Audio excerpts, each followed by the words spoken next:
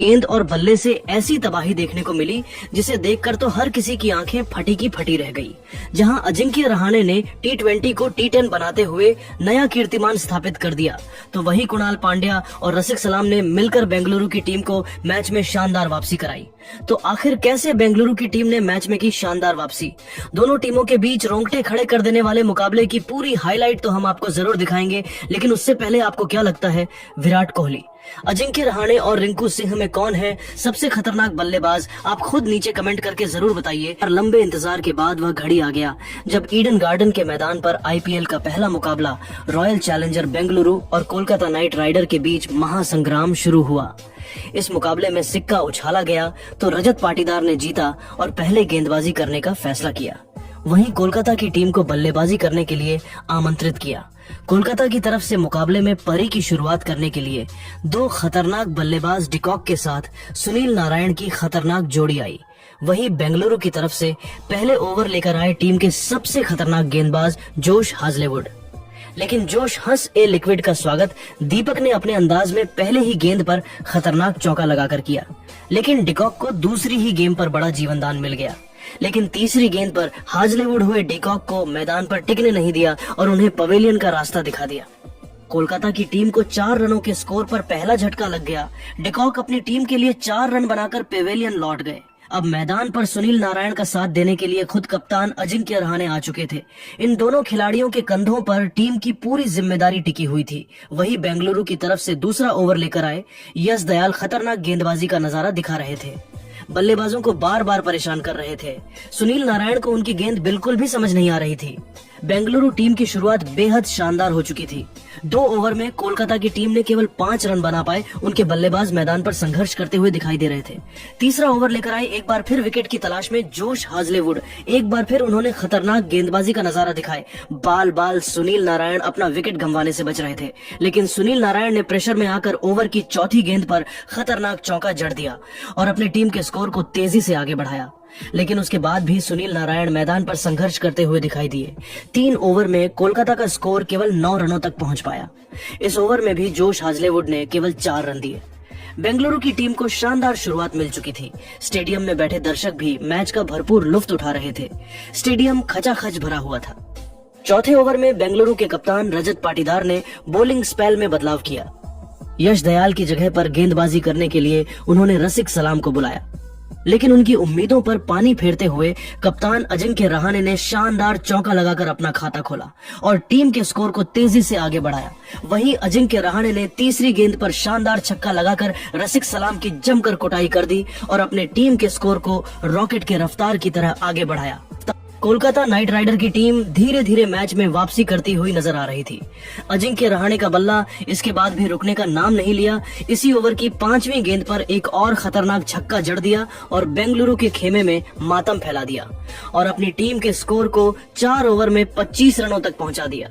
Kolkata night rider के fan खुशी से झूम रहे थे। अजिंक्य रहाणे खतरनाक अंदाज में बल्लेबाजी कर रहे थे। वह तो टी20 मैच को टी10 बनाकर खेल रहे थे। उनकी बल्लेबाजी देखकर खुद शाहरुख खान भी तालियां बजा रहे थे। विकेट की तलाश में रजत पाटीदार ने एक बार फिर बॉलिंग स्टाइल में बदलाव किया और इस बार उन्होंने फिरकी के जादूगर कुणाल पांड्या को बुलाया। लेकिन इस बार भी रजत पाटीदार के उम्मीद पर पानी सुनील नारायण ने फेर दिया। पहले ही गेंद पर खतरनाक छक्का लगाकर टीम के स्कोर को तेजी से आगे बढ़ाया। सुनील नारायण और अजिंक्य रहाणे अपनी टीम के लिए तेजी से रन बटोर रहे थे। बेंगलुरु के हर गेंदबाजों की धज्जियां उड़ा रहे थे। ये दोनों बल्लेबाज केवल चौके और छक्कों में ही डील कर रहे थे। कुणाल पांड्या के ओवर में अजिंक्य रहाणे ने भी अपना हाथ खोल और ओवर की 5वीं गेंद पर खतरनाक चौका जड़ दिया। इसके बाद भी इनका बाला रुकने का नाम नहीं लिया।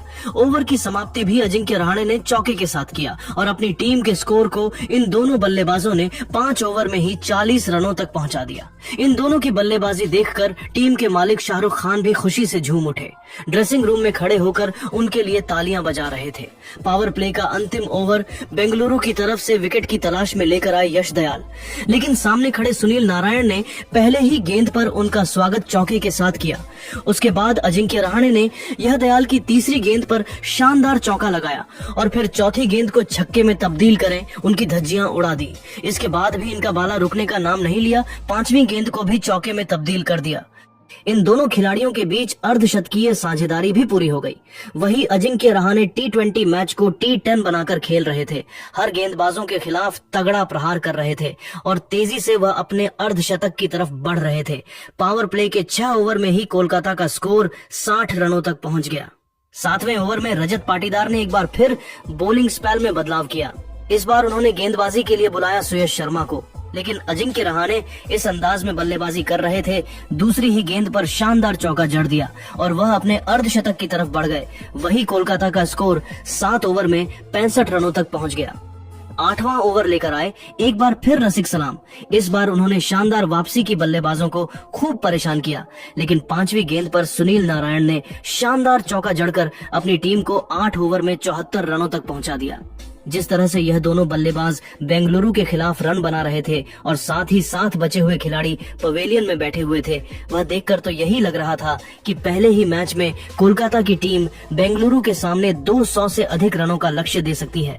बेंगलुरु की तरफ से विकेट की तलाश में 9वां ओवर लेकर आए एक बार फिर सुयश शर्मा, लेकिन इनका स्वागत ओवर की पहले ही गेंद पर अजिंक्य रहाणे ने शानदार छक्का लगाकर अपना अर्धशतक पूरा किया और उन्होंने बता दिया कि इस बार आईपीएल सीजन में वह क्या कर सकते हैं। वहीं फिर 5वीं गेंद पर सुनील नारायण ने भी अपने बल्ले का मुंह खोला और शानदार छक्का जड़ दिया और फिर इस ओवर का अंत सुनील नारायण ने शानदार चौके के साथ करके अपने टीम के स्कोर को 9 ओवर में ही 96 रनों तक पहुंचा दिया और बेंगलुरु के हर गेंदबाजों की धज्जियां उड़ाकर रख दी। कोलकाता का स्कोर रॉकेट के रफ्तार की तरह आगे बढ़ रहा था। इन दोनों की बल्लेबाजी देखकर पूरा क्रिकेट जगत हैरान था। बेंगलुरु के गेंदबाज विकेट के लिए तरस गए। विकेट की तलाश में बेंगलुरु की तरफ से 10वां ओवर लेकर आए रसिक सलाम, लेकिन सुनील नारायण तो कुछ अलग ही इरादे से मैदान पर उतरे थे। तीसरी ही गेंद पर शानदार चौका लगा दिया और अपने टीम के स्कोर को 100 रनों के पार पहुंचा दिया। वहीं फिर ओवर की चौथी गेंद पर सुनील नारायण ने एक बार फिर अपना प्रचंड रूप दिखाया और ओवर की 5वीं गेंद पर थप्पड़ की तरह खतरनाक छक्का जड़कर रसिक सलाम की धज्जियां उड़ा दी और इसी के साथ इन दोनों खिलाड़ियों के बीच शतकीय साझेदारी पूरी हो गई। लेकिन रसिक सलाम ने ओवर की अंतिम गेंद पर सुनील नारायण को पवेलियन का रास्ता दिखाकर इस छक्के का बदला ले लिया और कोलकाता की टीम को 107 रनों के स्कोर पर दूसरा बड़ा झटका लग गया। सुनील नारायण अपनी टीम के लिए केवल 26 गेंद में 44 रनों का योगदान देकर पवेलियन लौट गए, लेकिन कप्तान अजिंक्य रहाणे अभी भी मैदान पर टिके हुए थे उनके साथ देने के लिए। अब कोलकाता के सबसे भरोसेमंद बल्लेबाज वेंकटेश अय्यर आ चुके थे। कोलकाता का स्कोर 10 ओवर में 707 रनों तक 2 विकेट पर पहुंच चुका था। 11वां ओवर लेकर आए कुणाल पांड्या और आते ही इन्होंने ओवर की तीसरी गेंद पर सेट बल्लेबाज अजिंक्य रहाणे को पवेलियन का रास्ता दिखाकर बेंगलुरु को मैच में शानदार वापसी करा दी। अजिंक्य रहाणे अपनी टीम के लिए 31 गेंद में 56 रनों का योगदान देकर पवेलियन लौट गए। कोलकाता को बैक टू बैक 2 बड़ा झटका लग गया, लेकिन अब वेंकटेश अय्यर का साथ देने के लिए मैदान पर अंकृष्णा रघुवंशी आ चुके थे। इन दोनों खिलाड़ियों के कंधों पर टीम की पूरी जिम्मेदारी आ चुकी थी। वेंकटेश ने भी शानदार चौका लगा कर टीम के स्कोर को तेजी से आगे बढ़ाया। वहीं रघुवंशी ने भी तेजी से खेलना शुरू कर दिया। लगातार 2 चौके जड़कर अपने टीम को 12 ओवर में 124 रनों तक पहुंचा दिया। लेकिन रघुवंशी का साथ देने अब रिंकू सिंह आ चुके थे। इन दोनों खिलाड़ियों ने मिलकर टीम के स्कोर को तेजी से आगे बढ़ाया और 14 ओवर में 141 रनों तक पहुंचा दिया। लेकिन रिंकू सिंह दोस्तों ज्यादा देर तक मैदान पर टिक नहीं सके। 15 ओवर लेकर आए। कुणाल पांड्या ने उन्हें अंतिम गेंद पर क्लीन बोल्ड कर पवेलियन का रास्ता दिखा दिया। वही बल्लेबाजी करने आए आंद्रे रसेल भी कुछ खास नहीं कर सके। केवल 4 रन बनाकर सुयश शर्मा के शिकार हो गए। बैक टू बैक कोलकाता को झटका लगने लगा। बेंगलुरु की टीम मैच में शानदार वापसी कर चुकी थी। रघुवंशी अकेले टीम के लिए रन बना रहे थे। टीम का स्कोर 150 रनों के पास जा चुका था, लेकिन रघुवंशी भी 19वें ओवर में अपना विकेट खो बैठे और कोलकाता को 168 रनों के स्कोर पर 7वां बड़ा झटका लग गया। वहीं अंतिम ओवर में हर्षित राणा भी अपना विकेट खो बैठे। टीम के लिए केवल 5 रन बनाकर पवेलियन लौट गए। कोलकाता की टीम ने बेंगलुरु के सामने 20 ओवर में 174 रन बने और पहाड़ जैसा लक्ष्य दिया।